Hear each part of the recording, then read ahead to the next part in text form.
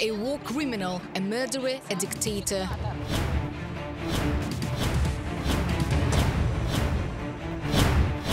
He came to power as a result of conspiracy. Putin was not a figure in his own right. But he began to reshape the country to fit his plans.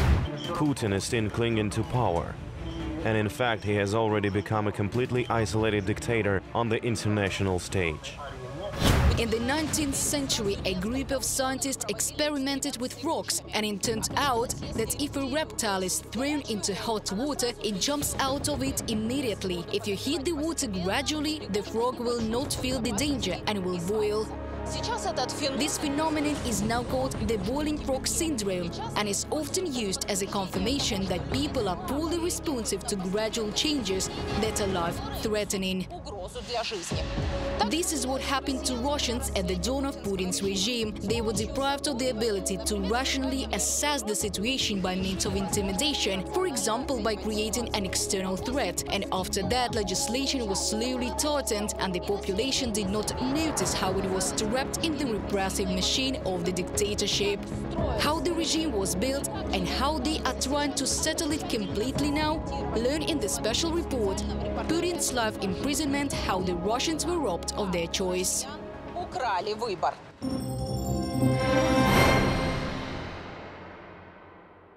For most countries of the world, presidential elections are an intrigue. What will be the candidates? What programs will they run with? What course will they choose? And of course, how the citizens will vote.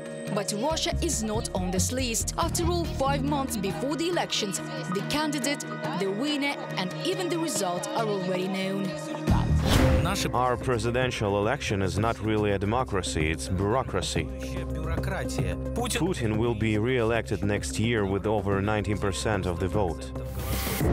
After this statement, Putin's spokesman had to justify himself to his own propagandists, saying he was misunderstood by foreign journalists and he was talking about the consolidation of society. And this is not surprising because before the elections, it is very important for Putin's regime to give the population a sense of choice, as well as a sense of prosperity and greatness of the country. And what Russians are told to be proud of is already the first exhibition of achievement since Soviet times. More than $53 million was spent on it, and it became the unspoken start of Putin's election campaign.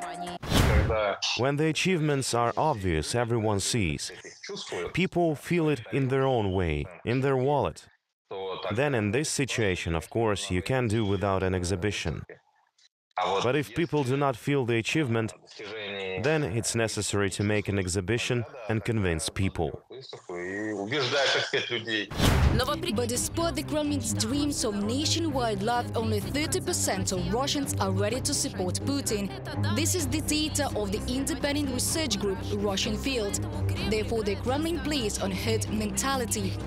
Just entertainers are already urging Putin to ballot.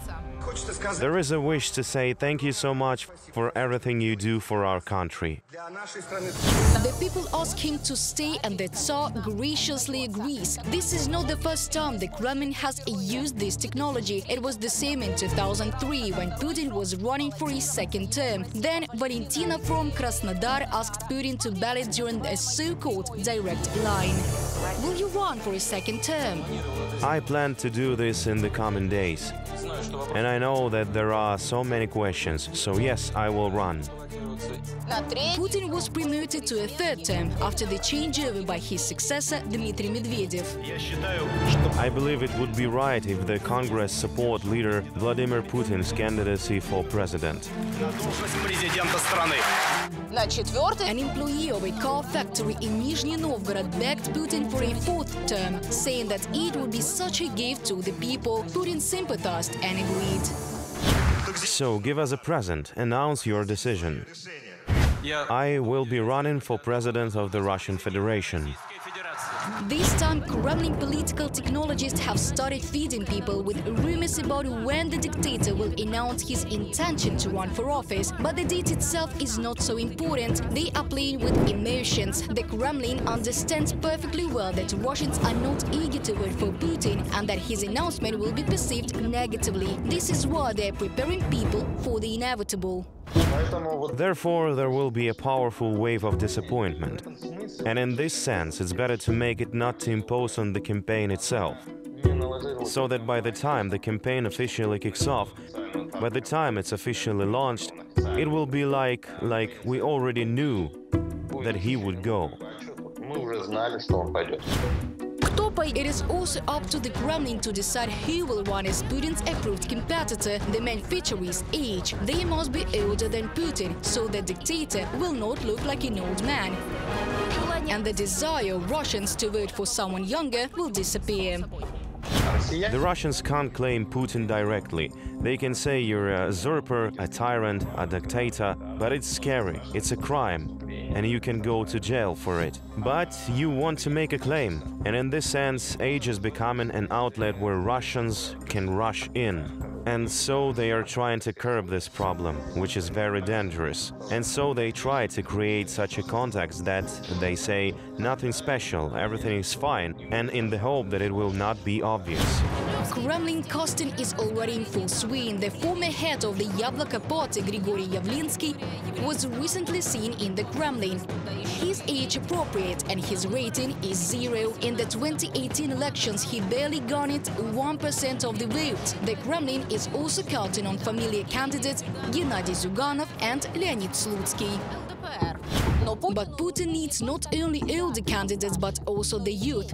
The Kremlin is raising new voters for the dictator. Schools organize unified lessons on elections. Officially, they are dedicated to the 30th anniversary of the Central Election Commission. In reality, future voters are taught to love Putin and trust the election results unconditionally. They even offer students to organize elections themselves.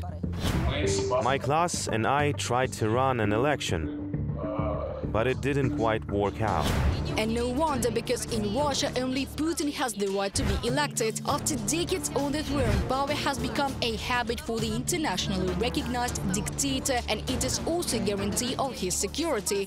He fears that when he loses power, the Russians won't forgive him for at least 300,000 killed soldiers in the war for his personal ambitions, and the threat of facing a tribunal in The Hague adds to the motivation to hold the throne.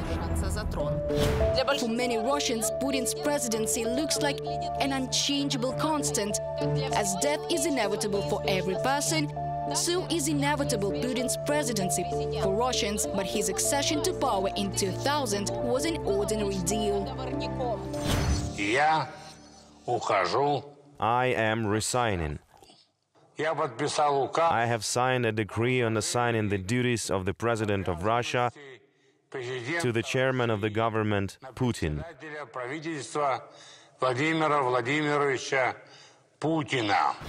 This is how in the last minutes of the passing millennium, Russian President Boris Yeltsin actually appointed a new leader for Russians. And while ordinary Russians were shown a picture of the outgoing government handing over the reins of power to the new regime, intrigues were simmering behind the walls. One should understand that Yeltsin was practically incapacitated by the end of 2000, and under no circumstances could he go to the next presidential campaign. If he had been healthy, believe me, they would have come up with some constitutional change or something like that. He would have stayed in power. Therefore, the family, as they called both relatives and oligarchs close to then President Boris Yeltsin, was looking for a successor. There were many requirements for the candidate. He had to hate the communists to make it impossible for them to return to power, be a liberal, and above all, to guarantee both Yeltsin and his family inviolability. No criminal charges, no deprivation of property. I can absolutely say that there was panic in Yeltsin's surroundings. They did not know who to choose. But at the time, no one ever mentioned Putin's name. And I would have been very surprised if they had. Not because I already had something against him, but simply because I knew nothing about him. He didn't make a scout out of him, so that's how he was regarded there, and he didn't get much respect. Valentin Yumashov, Yeltsin's colleague and later his son-in-law, was considered the main patron of Putin's candidates for a successor, as well as oligarch Boris Berezovsky. Putin is a controlled man. He cannot be an independent figure, Berezovsky believed. With the help of Tatyana Dyachenko and Valentin Yumashev, Berezovsky imposed this choice on Yeltsin.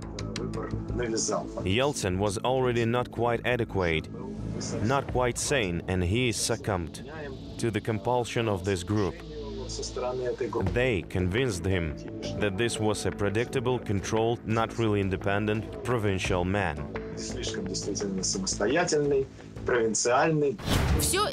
Everything changed when Putin took office, but later about this. After all, the successor must first be somehow legalized in the eyes of society to make him a valuable and visible figure. The current government was even disbanded on August the 9th, 1999 for future dictator. On the same day, Yeltsin announced him as his successor.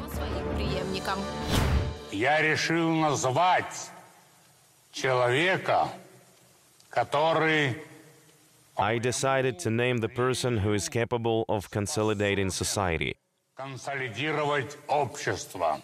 Это секретарь, This is the Secretary of the Security Council, директор ФСБ Director of the Russian FSB, Владимир Putin. Путин.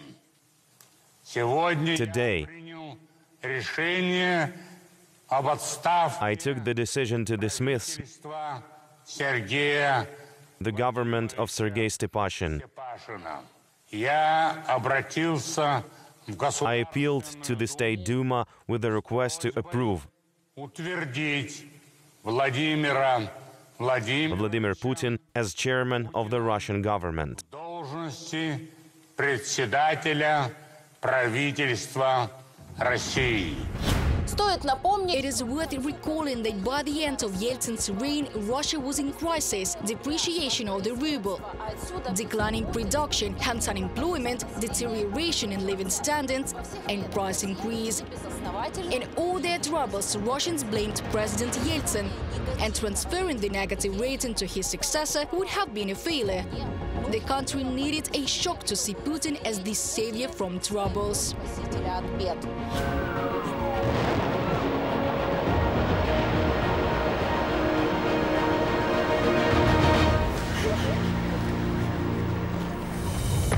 September the 18th, 1999. Surviving residents of a house on Guryanova Street in Moscow are saying goodbye to their home and their loves buried under the rubble of the demolished house. I would like to see a monument erected on this place. It's supposed to be a place where houses will be built, but I think it's a sacrilege. You can't build houses here. The survivors awaited a monument, but not the investigation of the tragedy that happened here a week earlier. On September the 9th, there was an explosion in the middle of the night. 2 entrances were destroyed and hundreds of people were killed. Terror and shock overwhelmed Russia. People patrolled outside their homes, checking anyone who aroused suspicion. They were afraid to sleep in their own apartments because every night could be someone's last.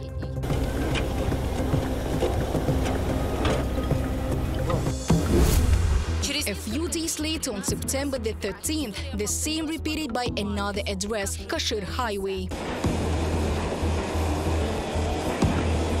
3 more days later, on September the 16th, a house in Volgodonsk exploded.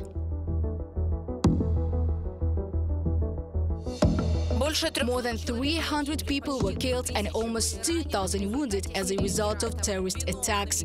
The Kremlin officials called some Chechen terrorists guilty. It's absolutely clear to us that terrorists are hiding on the territory of the Chechen Republic and are supported by extremist forces. It should be noted that at that time the Russian leadership dreamt of revenge after the defeat in the First Russian-Chechen War. The example of Chechnya could serve as an impetus for other national autonomies in their quest for independence from Moscow.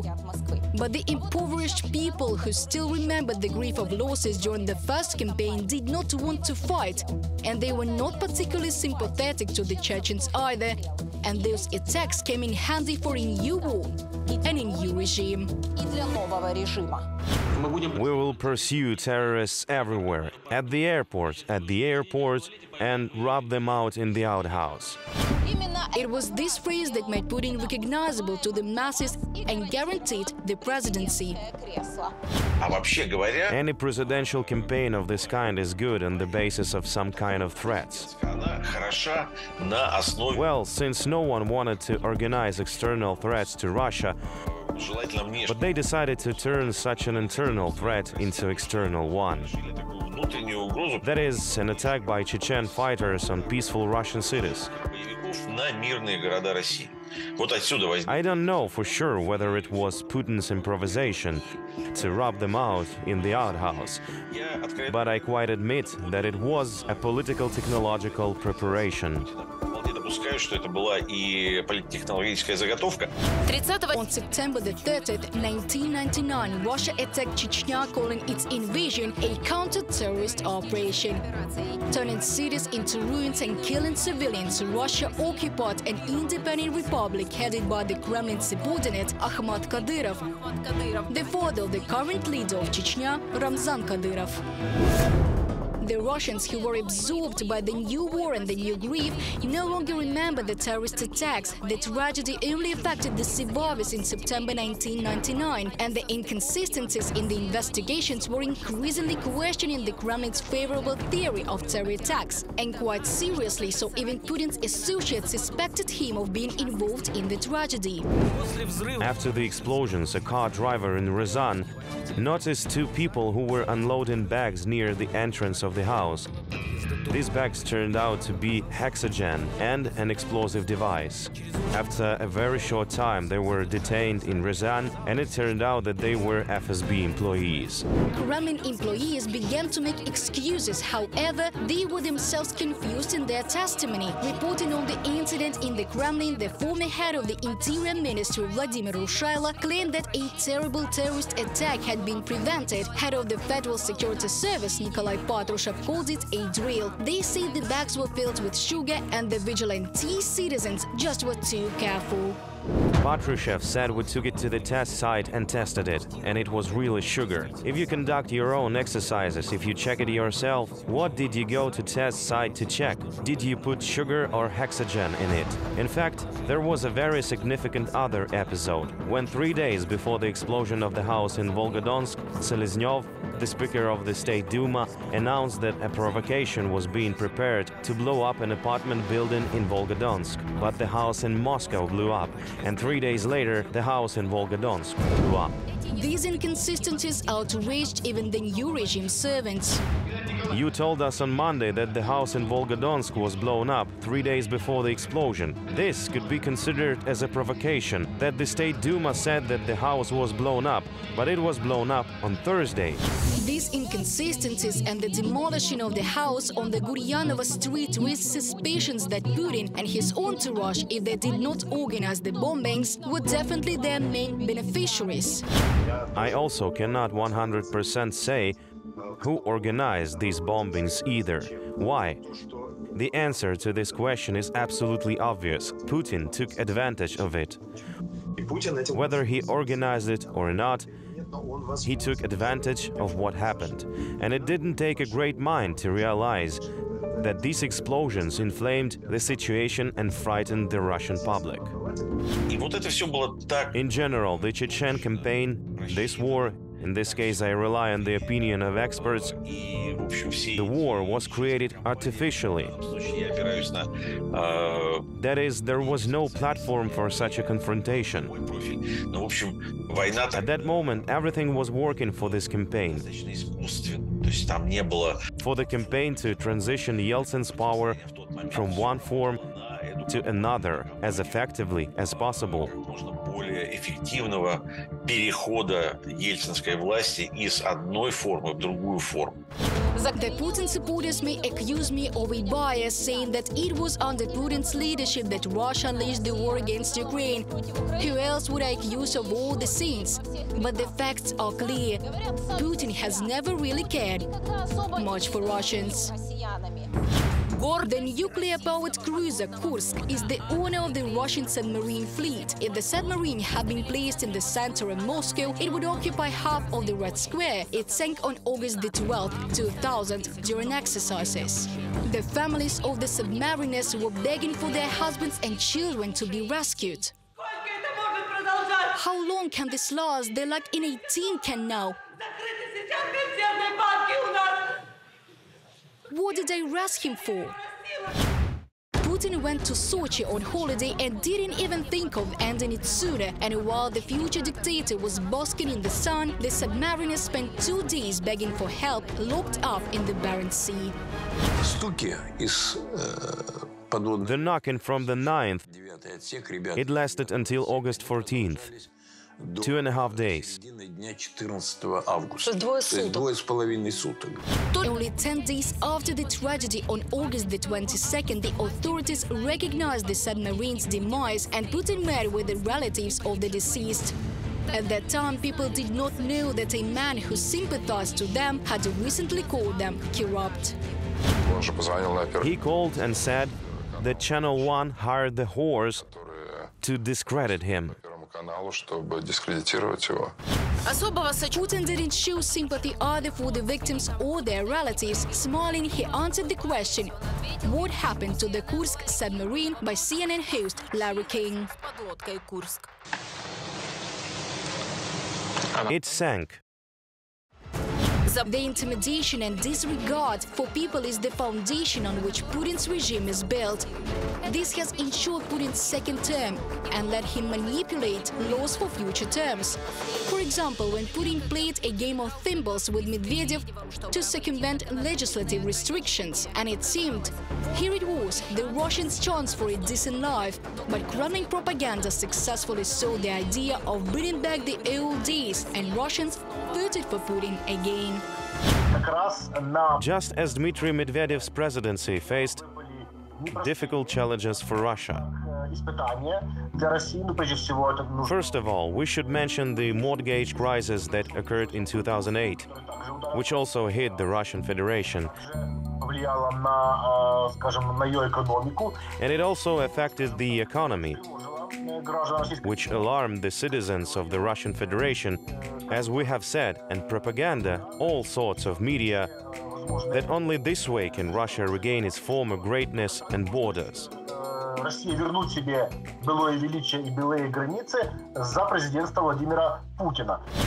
2 years later, during his third run for the presidency, Putin played the role of a land collector. Russian propaganda nurtured a sense of grandeur and imperialism in Russians. Russia occupied Crimea under the approval of an impoverished population.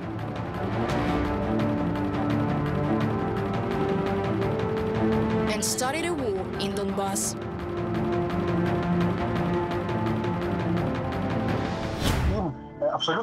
They absolutely do not care that they do not have a well-established life, that they have an insufficient level of provision in the state, that they do not travel outside their cities, that they are actually at the level at which Russia lived back in the days of the Romanov dynasty and general secretaries. So in fact, we see that Russia is fueling the hatred of Russians by compensating for the problems that they have in the middle of that Russian state. The annexation of Crimea, the Kremlin's top officials often used to raise Putin's constantly falling rating. A concert, a parade, a new bridge, and then a poor Russian forgets about empty pockets, lack of work, lack of prospects, and the future in general, and starts loving Putin again. Moreover, they start loving him so much that they forgive him the rewriting of the Constitution. Все эти 1,5 месяца было много встреч с избирателями. Предложения были разные. During this month and a half, there were many meetings with voters. There were different proposals. Some wanted Putin to stay. Some said a renewal was needed. За новые лица. Но при этом But at the same time, they had a reservation. нужно, чтобы все-таки Путин, что называется, It is necessary to keep Putin around. It is necessary to stipulate everything publicly or to remove restrictions on the number of presidential special terms in the constitution. По числу президентских сроков Конституции. Once again, the Kremlin's favorite technique. People are asking for it. The Putin regime has constantly imposed on Russians the desire to be subjects of a dictator, and people have forgotten that each election of Putin is a chance to change their lives, to choose another candidate to protest, to challenge rigged elections, and Russians have not used any of these chances. During the years of Putin's regime, the Kremlin has accustomed most citizens to the idea of a little man who does not decide anything and cannot influence, if not their life, then at least their death. Russians themselves are to blame for the fact that the Kremlin now decides how they will die, in the trenches in Ukraine, in a war unleashed by Russia itself, or in prison for daring to speak out against this war. Although the Kremlin really wants to keep Russians in blinkers, the ruling elite is still afraid of the people's anger. Therefore, before the elections, the population is fed with a sense of well-being in the country. They manually keep the ruble exchange rate, do not announce mobilization. They have already obliged exporters to sell a significant part of their foreign currency earnings. They are trying to stabilize the situation on the currency market so that the dollar at least does not grow further. But of course, they will try to postpone mobilization. That is, if it doesn't come to the point where the front collapses right now, they will postpone it, because mobilization will hit loyalty extremely enormously. Elections in Russia have never been transparent, and Putin's victories have never been fair. Sweep of the opposition, elimination of the independent observers, stuffing and manipulation. The Kremlin has already predetermined the outcome of the elections. It may seem that by repression, Putin has taken away the last levers of resistance from Russians. But in fact, Russian society has more opportunities than ever to overthrow the regime and have a chance for the future. It will not immediately become bright and perfect, but at least it will be possible. Prigozhin's mutiny showed how fragile the Kremlin is, and they may not withstand a second onslaught. Ksenia Barvinenko, specially for UATV.